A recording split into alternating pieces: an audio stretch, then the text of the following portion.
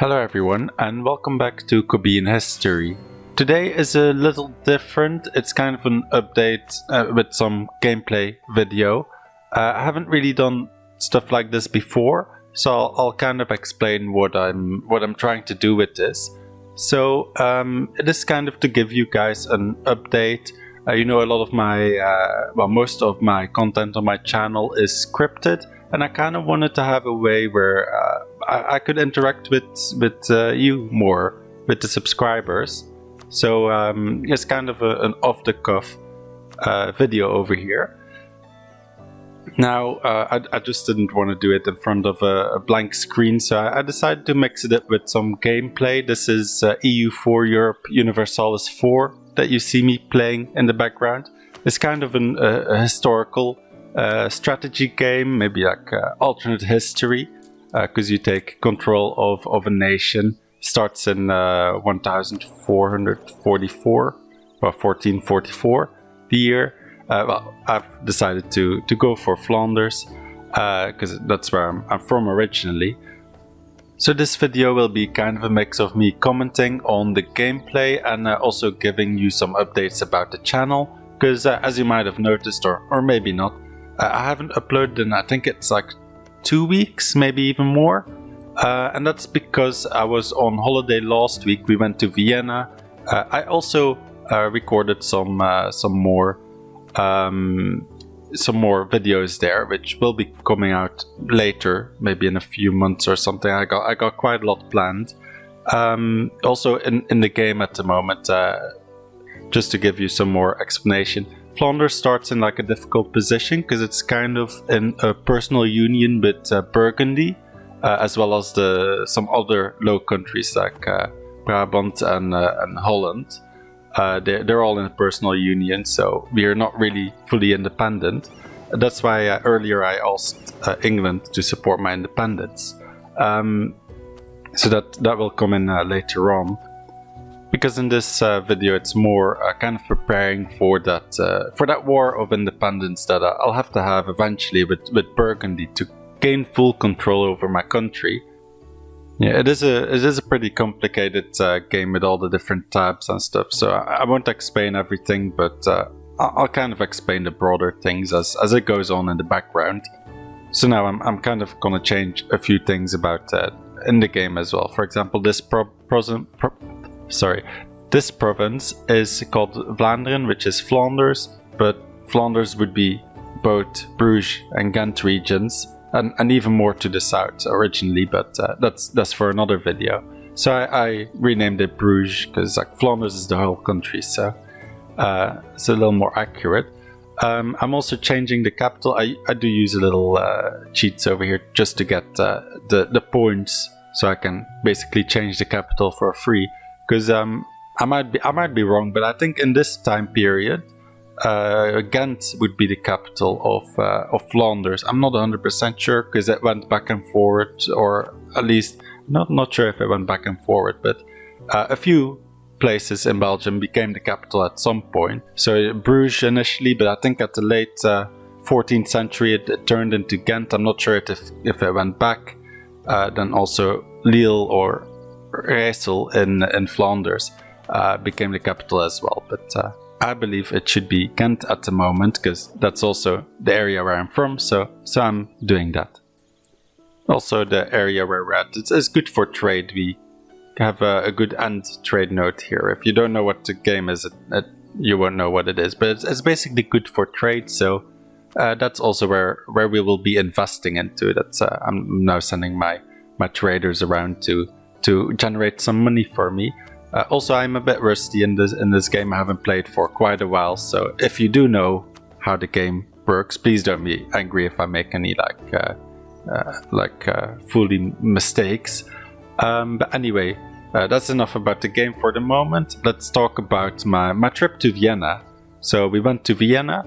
I recorded quite a lot of videos. I think at least 2 for the main channel. Also, I think another 2 at least for, maybe even more for the Patreon exclusive videos. I've already uploaded 1 to Patreon about Vienna.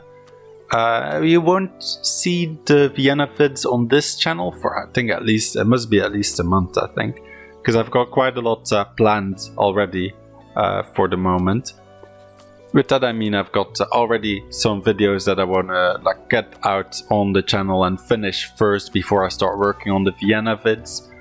The next one, well, I've got two next one plans. One I've been working on for a little bit. It's well, back in May. Yeah, back in May we went to Kew Gardens, which is coincidentally also the place where PewDiePie got married. I was sitting on the footage for a while. I'm gonna make a whole history video about Kew Gardens, which I'm working on now.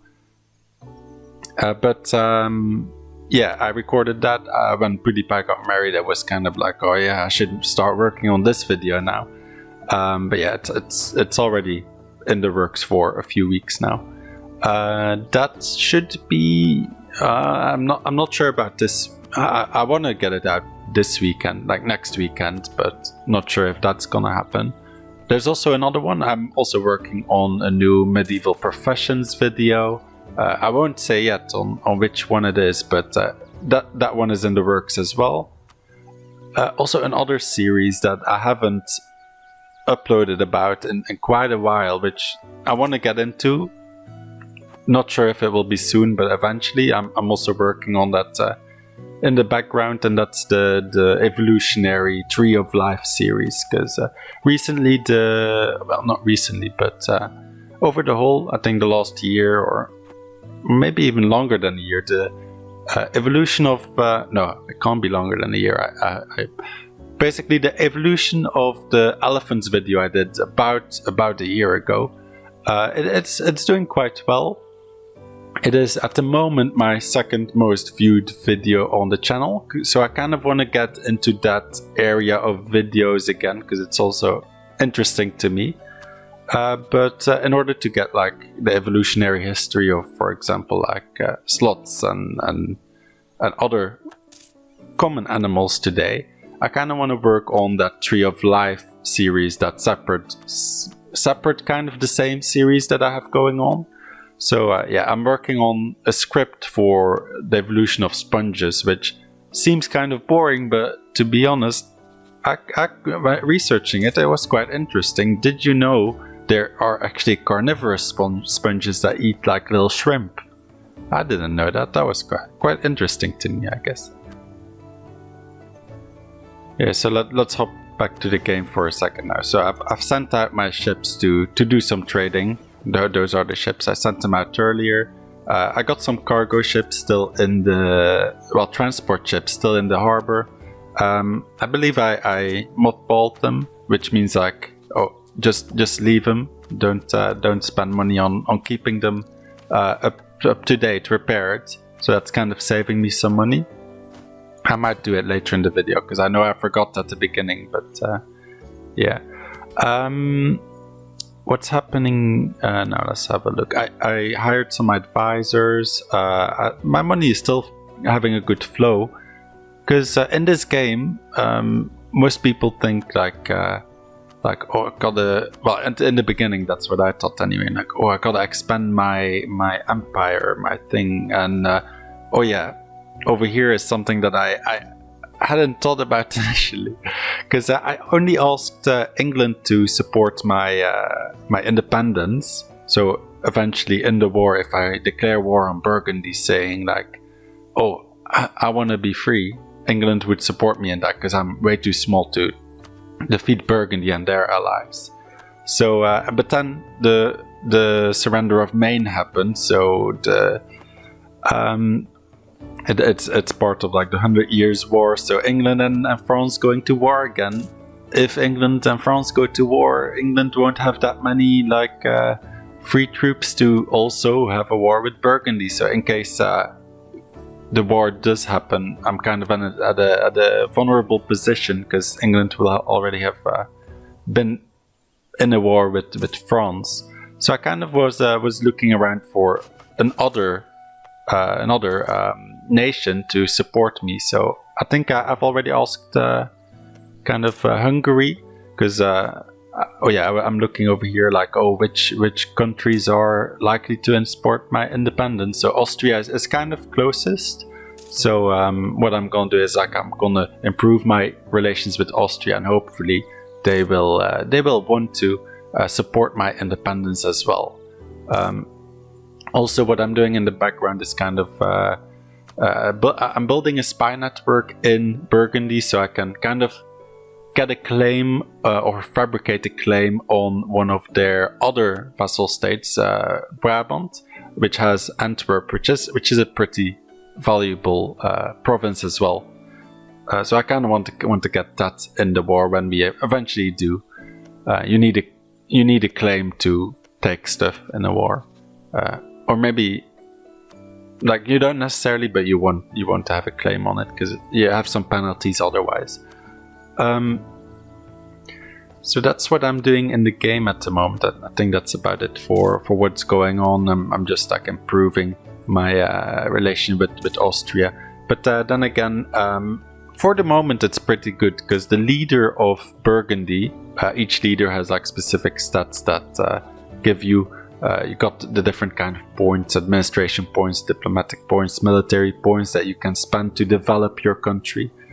Each leader has different stats that decide how many of those points you get every month.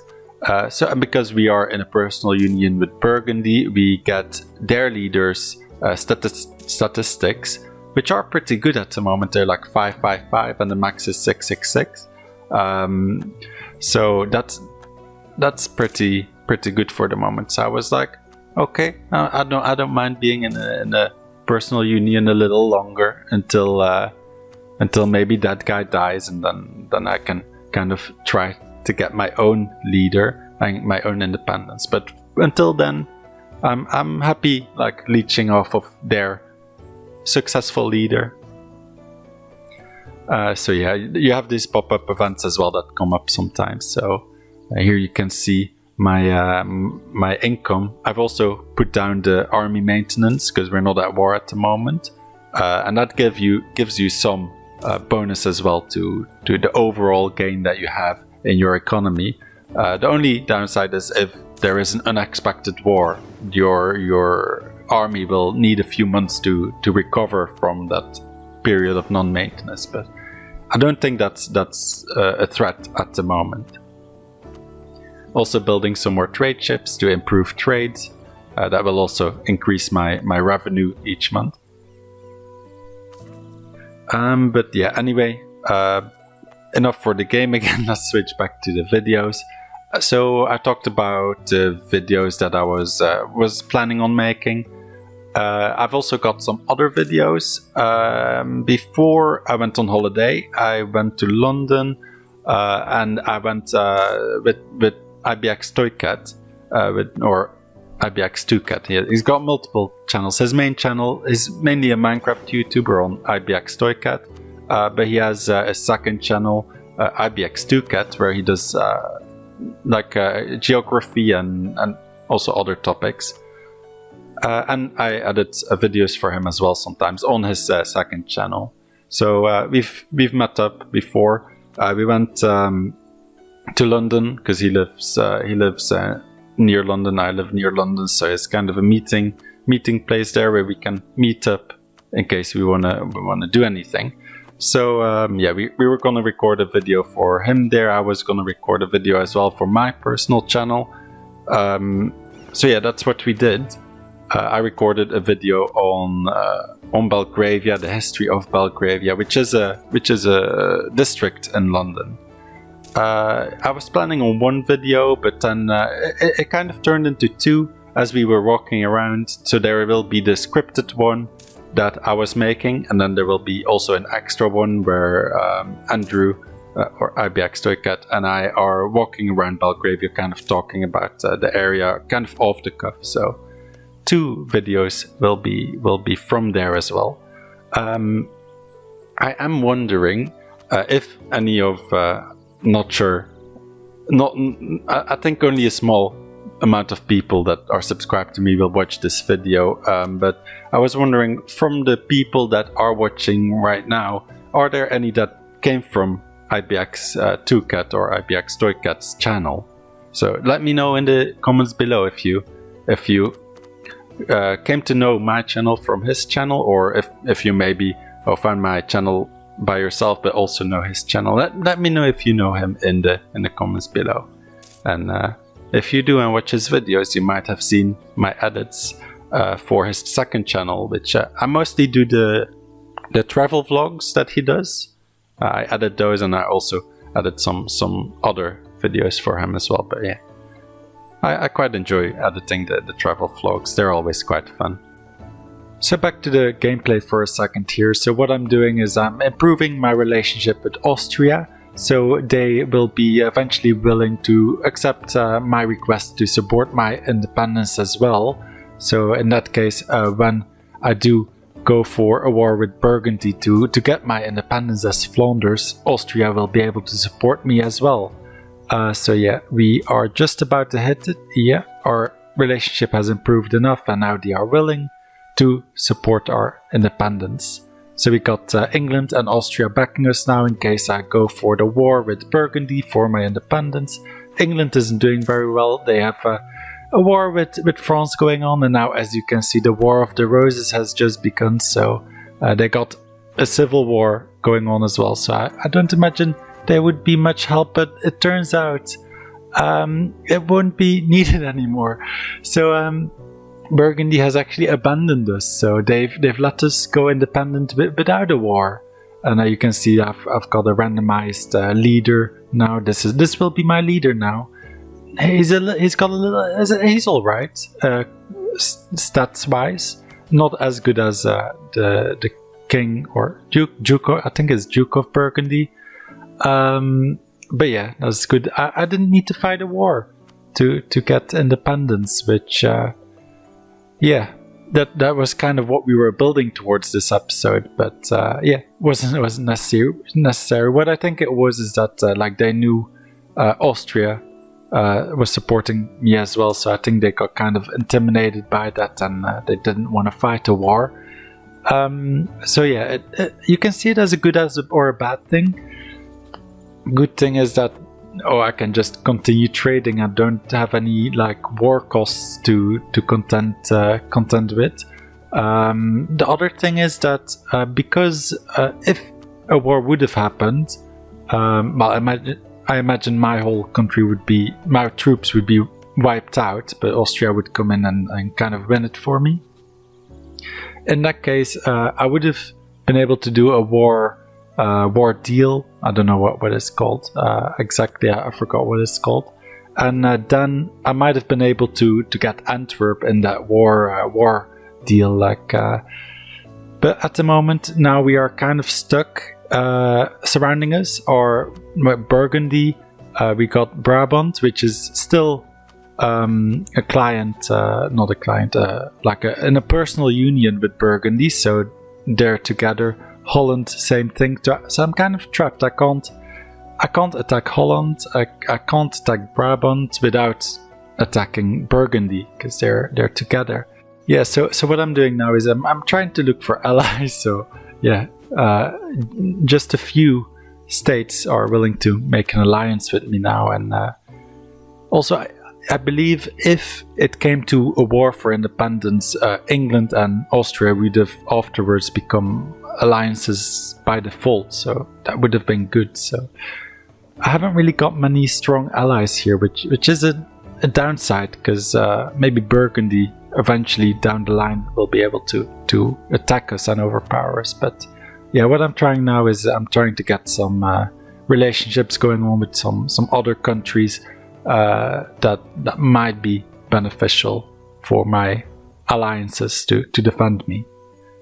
So yeah, I was kind of looking around at some of the countries that I would be able to ally with. Maybe it needed some improvement on relationships. I was kind of improving relationships with some countries that I would want to ally with.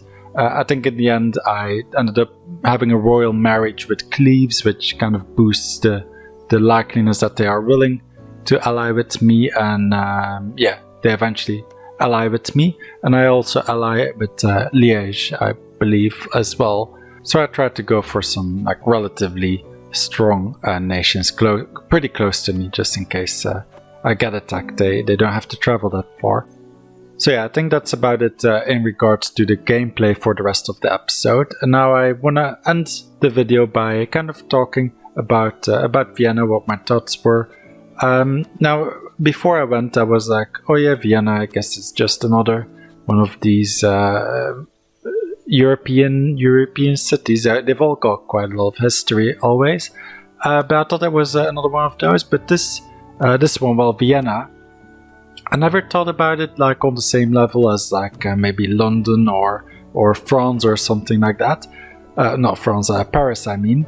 But it was actually a really big deal, because it was the capital of the Austrian-Hungarian Empire, like more recent history. But for a lot of the time, it was also the capital of the Emperor of the Holy Roman Empire.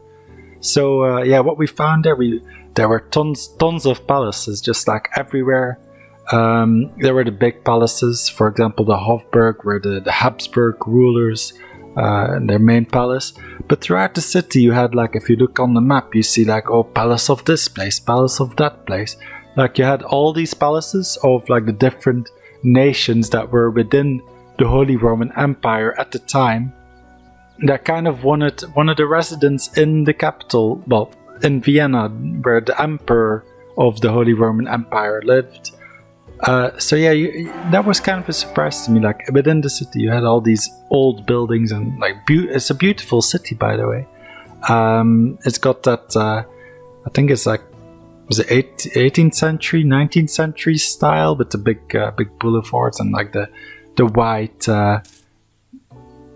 Is that like the white buildings? They had very nice buildings. Is what I was gonna say. Very nice street plan. Especially the ring around the inner city, that was very nice. We got some electric scooters and we scooted around the ring, which is nice to see. They have also good cycling paths. Yeah, but a lot to do. Yeah, we had the Vienna Pause, which is basically a pause that gets you into quite a lot of attractions from in and around the city. So if you ever go to Vienna, get the Vienna Pause. It's really worth the time. You save a lot of money, because otherwise, if you go to every attraction pay separately, then it racks up money. But yeah, Vienna Pause, I would recommend it if you go there. Get the bus tours as well, the hop-on, hop-off buses. It will take you around the city. You get a little boat on the river as well that you can go on. Yeah, it was. You will see some videos about this in the future, or if you're on Patreon, you've already seen a little sneak peek of that, or even on my Twitter. I think, I posted a few things on my Twitter as well. Some pictures. We went to, which was really cool. They have I think it's the Prater amusement park in Austria. Got a really old Ferris wheel there. You can have a nice view over the city too. But over there in that amusement park, they had also a roller coaster restaurant, and they were basically, I think, you know how they have like those, you have those sushi restaurants where, like, you know, all the trays like go around everyone on the table and you just pick if you want anything. It's kind of that, but a lot more ramped up. Well, you basically order it on tablets. Then above you, there are all these rail systems, like roller coasters, and yeah, your food gets prepared. And robots take your food. It's in a little box, and they put it on the tracks, and you can basically see your food going from like above you, going down the roller coaster, and then it ends up at your table. So yeah, I took a little video of that on my Twitter, I believe I did. Yeah, it should be there under my Twitter, and then the media tab, I believe. Yeah, I'll link it in the description. It's like my Twitter. If you go under the media tab on my Twitter page, it should be there, along with some other videos. Yeah, this is kind of a ramble, isn't it? Yeah, I've never done anything like this before, so let me know in the comments below if you would like me to ramble more in this kind of form. kind of interacting with you. So also let me know if you have anything you want me to talk about. I can make a video talking off script, like non-scripted, about something. But yeah, this is kind of an experiment, so I don't know how it will be perceived. I imagine there will only be a small amount of people that are interested in this, or like have made it to this part of the video. So if you are one of those people that made it to this part of the video, let me know in the comments below by saying something like, I guess you can say epic cheese to let me know that you've made it this far. That's also another something that's happening on my channel, apparently. Well, and specifically on one of the videos I did a few months back. It was one of the history news videos, the one about where I did the extinct bird that came back from extinction. I think it was something like that in the title. That video did actually exceptionally well for being a history news video, because they usually don't do that well on the channel. That's also kind of why I'm stopping doing them. I did them weekly, then I did them monthly for 2 episodes. But I think I'll stop them unless you guys want me to continue them, because they kind of take a lot of work to research and not many people view them. So anyway, yeah. So the epic cheese thing. Basically, on that video, there's like 40 comments. Most of them are just saying epic cheese, and people that comment on those comments saying I agree. So I guess it is an inside joke that I don't even get. I'm not sure if there's a deeper meaning behind it, but yeah, if you have made it to this part of the video, let me know by saying that in the comments below. Also, let me know what if you want me to talk about anything else.